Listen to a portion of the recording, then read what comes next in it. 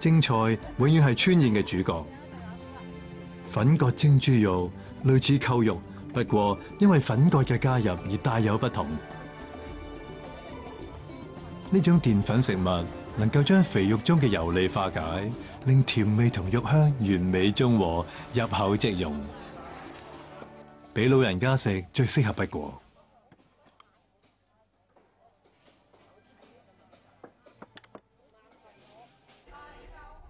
粉葛蒸豬肉係化整為零，相比之下，均安蒸豬難度大得多。3個鐘頭之後，再次淋上米酒，歐陽廣業將成隻豬放入特製嘅蒸櫃。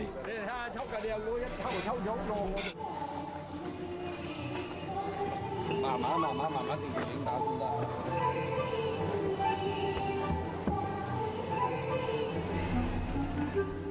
淋濕咗嘅紅布唔止係為咗攞意頭，仲可以更好咁隔絕蒸氣。唔係啊，即七嘅半住。蒸係中國菜嘅基本烹調方法之一。歷史上蒸同製同義，製品要保持完整。水蒸氣嘅運作令熱力均勻擴散，從而蒸熟成隻豬。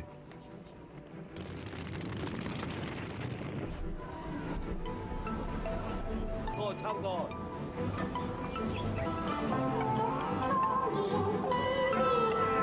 村民陸續嚟到呢個紅色會場，不過蒸豬先做好咗一半。呢個時候要用特製嘅釘刷喺豬皮上均勻刺出細窿，以便流出多餘嘅油。出多啲油咧，就食咧就爽口啲。一淋咗冰水，再蒸翻佢。再將冰水淋上去，細窿劇烈收縮，口感會更加煙韌。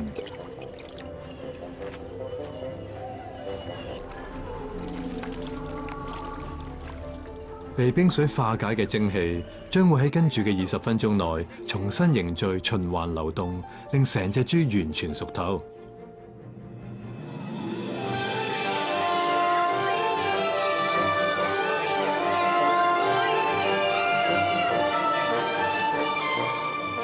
宴會嘅主角自然係老人家，佢哋會收到年輕一輩贈送嘅利是同祝福作為禮物。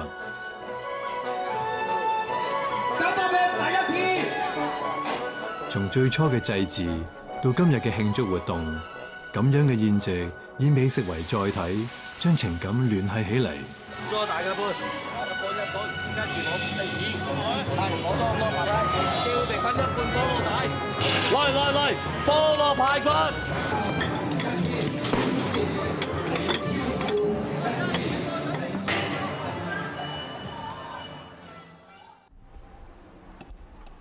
蒸豬係今日宴席嘅壓軸菜，要令1000人都分享到最佳嘅口感。歐陽廣業同助手要趁住隻豬仲熱，迅速將整隻豬斬件。就算時間緊迫，都要灑上第3浸芝麻，再淋麻油。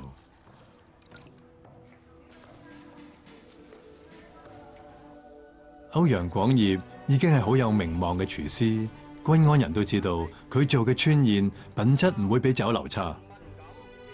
要做一場成功嘅川宴，就要掌握本地人嘅口味。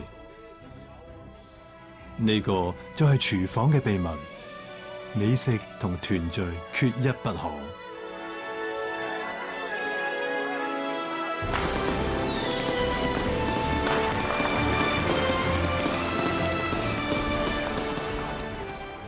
大汗淋漓之後，對於剛滿40歲嘅歐陽廣業嚟講，鄉親嘅一句好好味就係最好嘅生日禮物。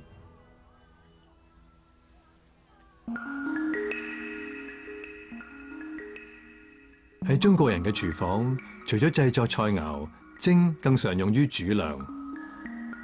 蒸包就係其中一種。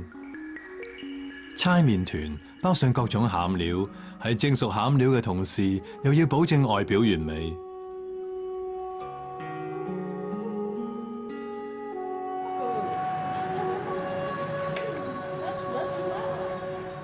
作為中國最重要嘅菜系，淮揚菜嘅發源地，揚州灌湯包，精緻可口，湯汁飽滿。第一次品嚐嘅人可能會食得好狼狽。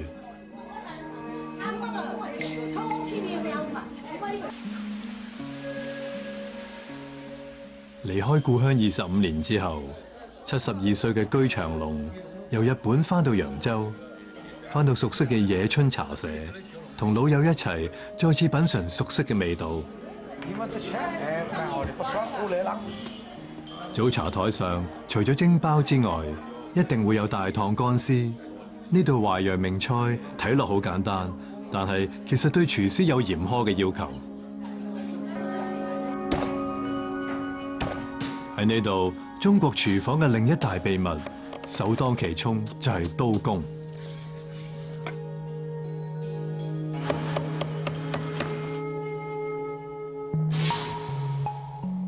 自從2000年前中國人發明豆腐之後，就出現好多變種。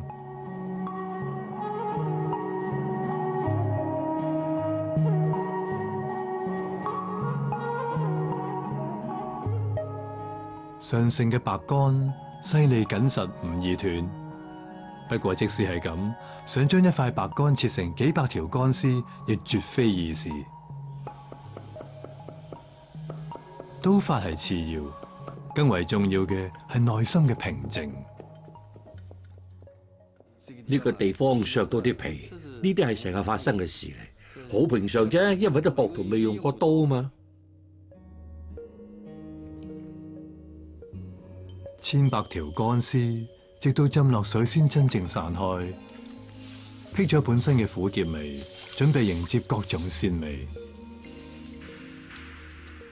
清雞湯同各種鮮味配菜多管齊下，令到每一條乾絲都成為營養同極致鮮味嘅載體。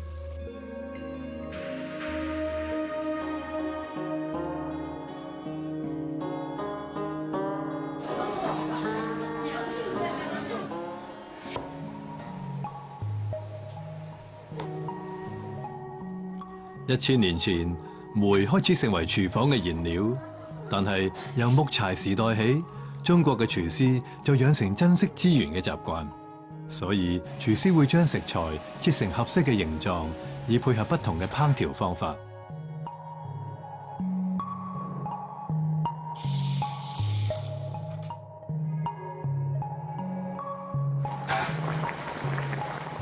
西餐廚師每個動作都有相應嘅刀具，而中餐廚師手中嘅一把刀就能夠使出無數刀法。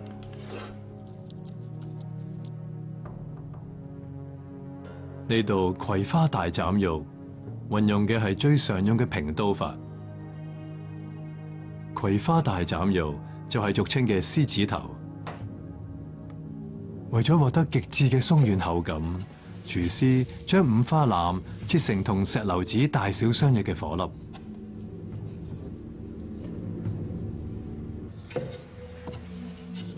由於肉粒大小適宜，廚師好容易就將肉粒塑造成形。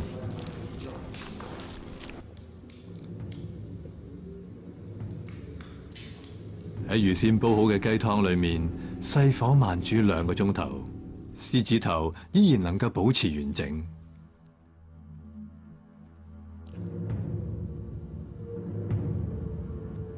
呢道菜仲未完成，喺融合咗豬肉同雞湯嘅鮮美滋味之後，撇走啲油，再放入另一鍋雞湯，一道清燉獅子頭先算完成。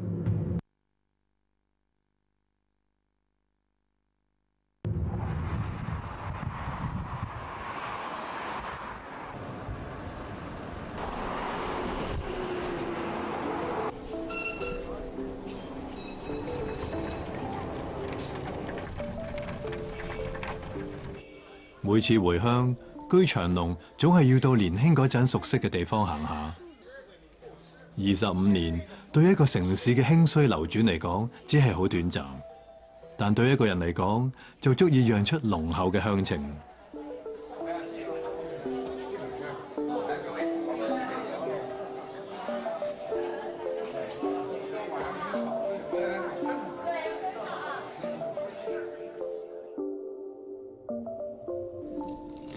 平平刀、斜刀有追求嘅中國菜廚師深知，刀鋒上些微嘅差異會直接影響到舌尖、齒間敏鋭嘅感受。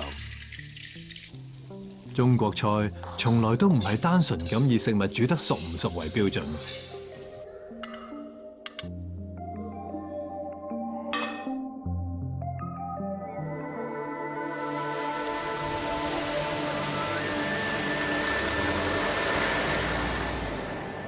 揚州曾經係京杭大運河最重要嘅一站，獨特嘅地理位置為揚州帶嚟南北融合嘅文化風韻。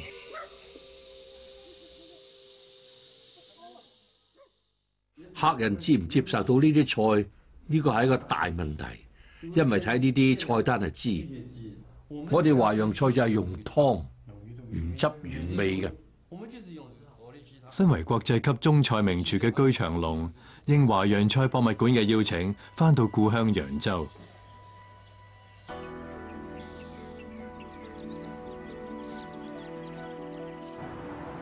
幾百年前，揚州係中國食鹽集散中心，大批商人嚟到呢度，靠食鹽貿易起家。佢哋同時帶嚟各自家鄉嘅廚師、食材同口味。各路特色就造就咗淮揚菜，形成鹹甜適中、南北皆宜嘅風味。富有嘅鹽商並冇政治地位，只能夠攀比花園同家廚嘅手藝。今日喺一啲菜品上，仲可以領略一二。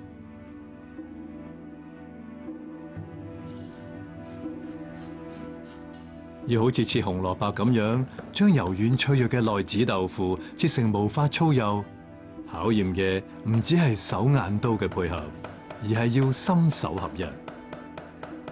呢種就係文思豆腐，落刀嗰陣要以左手食指後退速度配合，先切片再切絲，整個過程必須一氣呵成，絕對唔可以有半點分心。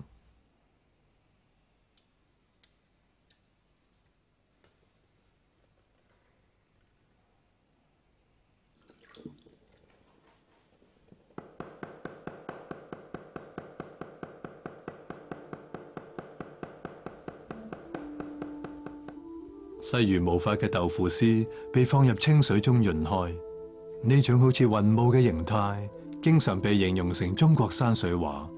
但係喺今日睇嚟，相對於口感，呢道菜更加似係對廚師嘅考驗。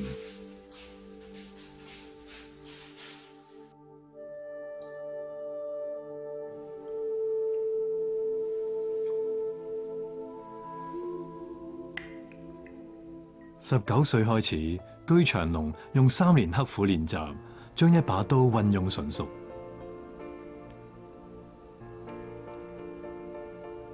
刀工對年齡有苛刻嘅要求，不過一位成功嘅廚師唔會淨係依賴青春，佢哋更加着重豐富嘅經驗。